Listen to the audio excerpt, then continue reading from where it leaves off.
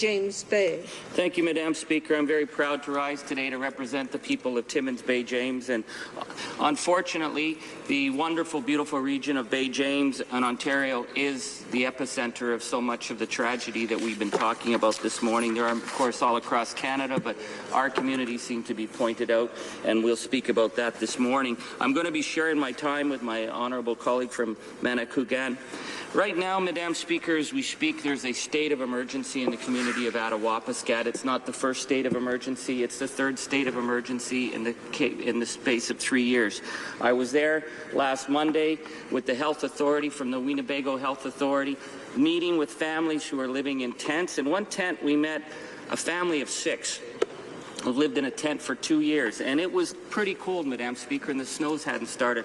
And the mother said that the one daughter, when she gets frustrated, because they live in a tent with 2 double beds for 6 people and a couch, and she says, when the little girl gets upset, she says, "I'm going to my room." Her room was the couch.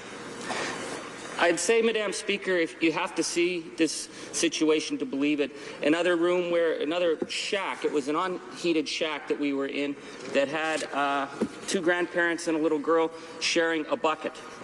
That bucket was their toilet. They had to dump it in the street in front of their neighbors. On that corner, there were 15 people dumping buckets in ditches. This is in Canada in 2011. If you did not see it for your first hand, you would not believe this situation exists. Madam Speaker, we have 90 people living in a trailer with 6 washrooms and hardly any fire exits. If a fire broke out in that trailer over the winter, it would be a catastrophe. There's no sprinkler system. There's no fire alarms. This is the sense of urgency that's in Attawapiskat right now. Madam Speaker, these states of emergency don't just happen. Crises don't just appear. What happens is we've seen in Saskatchewan in 2005 where we had 3 full evacuations of one community in 1 year. First from E. coli and then because of the flooding. It happens because of a number of factors, Madam Speaker. Chronic underfunding, poor planning. My colleague, the Indian Affairs Minister, talked about houses built in 2005 that are uninhabitable. I was in Fort Albany just 2 years ago when a brand new subdivision we went into, the kids were so sick from the mold was covering the walls. The houses that they built them on the cheap. They didn't build them for the floodplains of the James Bay. You have to think to yourself, Madam Speaker, how can you put good money after bad? How could you have such poor planning in place that you build stuff on the cheap? The situation in Saskatchewan, the water crisis there, was a direct result that the water plant wasn't even built up to standards. Madam Speaker, this is the other element that's part of this, beyond with the poor planning, the chronic underfunding, but the regulatory lapse that allows for 2 sets of standards. One for citizens that protects the rights of citizens across this country, and then another standard that almost doesn't even exist for First Nation people. Let's talk about fire protection. Madam Speaker, did you know that on the James Bay coast and in the far north for police services, they didn't bother to put sprinkler systems in the fire units because it costs money? Well, that would be illegal anywhere else in the province of Ontario or the country of Canada.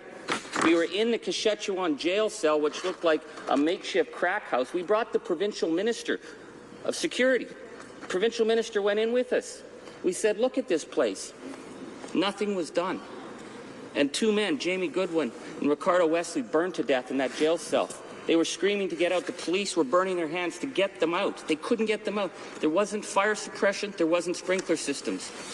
That would be illegal anywhere else. But in First Nation communities, that lack of regulatory framework happens all the time. Madam Speaker, what we need to look at here is addressing the chronic underfunding. I'm glad to hear my colleague from the President Indian Affairs Minister talk about the need to start investing. 2 years ago in Attawapiskat, we had a sewage backup. 90 people were left homeless. And the response at the time from then Indian Affairs Minister was tell them to just stay in their houses. They had dirt and waste coming up their basements, and they were told to sit in their houses and wait. Those houses weren't fixed. The damage that was done has started the ball rolling for the present crisis in Attawapiskat. Madam Speaker, anywhere else in Canada, you would have a response. But this is not what's been happening. So you see communities like Saskatchewan reaching the breaking point, communities like Attawapiskat reaching the breaking point. Madam Speaker, in terms of this regulatory double standard, there's a new film out called Apartheid Nation that's about the situation in Attawapiskat. And I don't use that word lightly, because the Toronto Star used the word apartheid to describe the situation for children in Attawapiskat who've been denied basic education rights that are the right of any other child in this country. The discrimination against First Nation children in these communities, children who are going to school in coming from overcrowded homes, where in Attawapiskat you have 25, 26 people in a 2-bedroom house and people sleep in shifts. They go to school on a toxic wasteland where they're in a makeshift portable.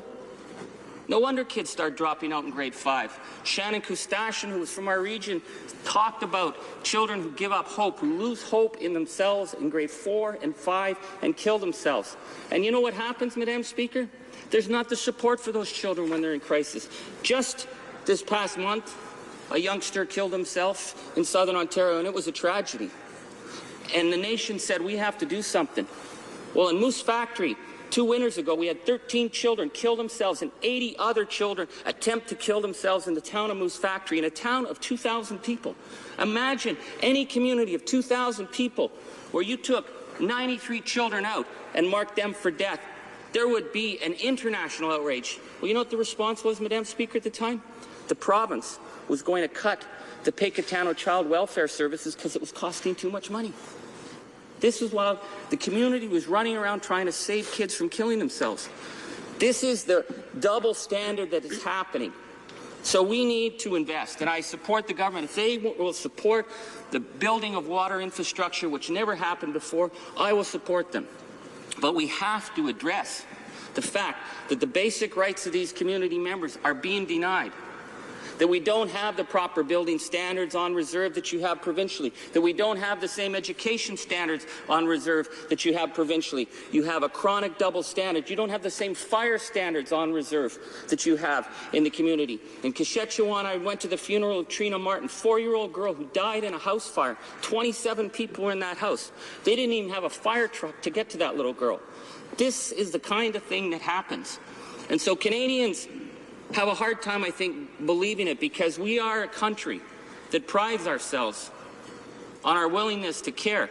But right now, Madam Speaker, I have a state of emergency. I have people living in tents in one of my communities, and they are just down the road from the richest diamond mine in North America, and they're living in tents, and they're dumping their waste in buckets, and they're saying, we cannot go on like this anymore.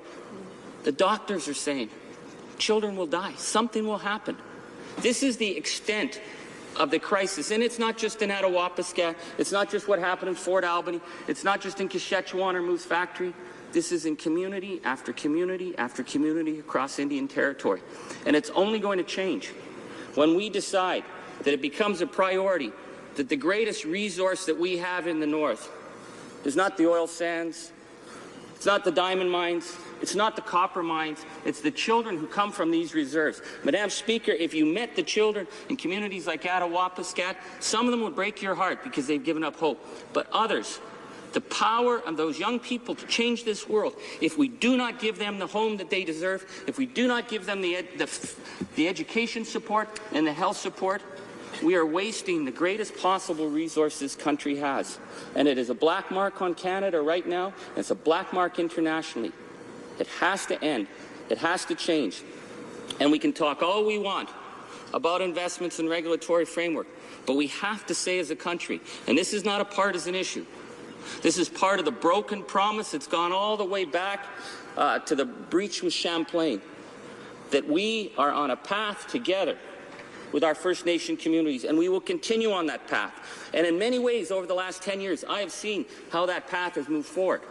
But in 20 years and 30 years and 50 years, we will still be on that path. It is incumbent upon us now to say that we have to fix what was done, that the damage of the residential schools should not be continuing today with children who are being denied basic education services, that what happened in Saskatchewan in 2005 should never happen again in any other community in this country.